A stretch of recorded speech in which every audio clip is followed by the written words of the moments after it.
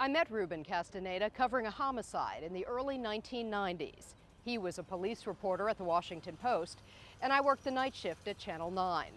Years later, he called me with a confession. He was a crack addict and an alcoholic, and he was planning to write about it.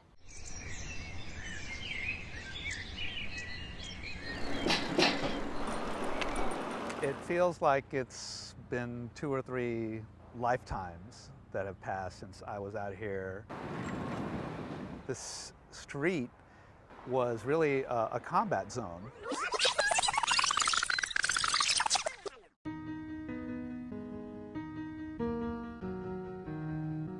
D.C. Today is dramatically different from the way it was. There were shots fired, so as you can imagine, it was chaos.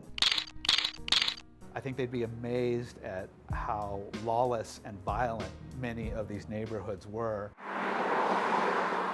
Much of Ruben Castaneda's life played out here on S Street Northwest. I lived a reckless and dangerous double life. Back then, in the late 1980s and early 90s, it was a lawless combat zone. An automatic gunfire rang out. Stained by bloody turf wars and rampant crack sales. And they seemed to be there 24/7, 7 days a week. I know because I made buys. Then, a respected Washington Post police reporter working nights, Ruben returned to the streets after his shift to score crack for himself. The greatest physical feeling you've ever felt, multiply that 100,000 times and that might come close. His lust for crack drew him to a D.C. apartment where a man he dubbed Big Man yanked him by the collar and thrust him up against a wall. Big Man's friend went to get a weapon. I thought it could be a knife or a gun. If it was a knife, I thought I was in for some torture.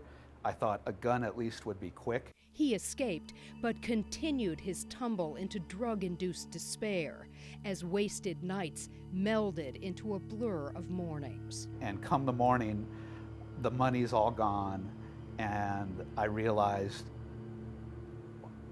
what an awful thing I'd done to myself. Remarkably, Ruben lived to tell his story. He's been clean for more than 22 years and has written *St.Rising* about his own redemption and the renaissance of a neighborhood. I'd say that was the worst version of me, and now I try to be the best version of myself. It's worth noting that Ruben credits the Washington Post, his former employer, with playing a critical role in his survival. It was a Post editor who first took him to rehab. Andrea McCarran, WUSA 9.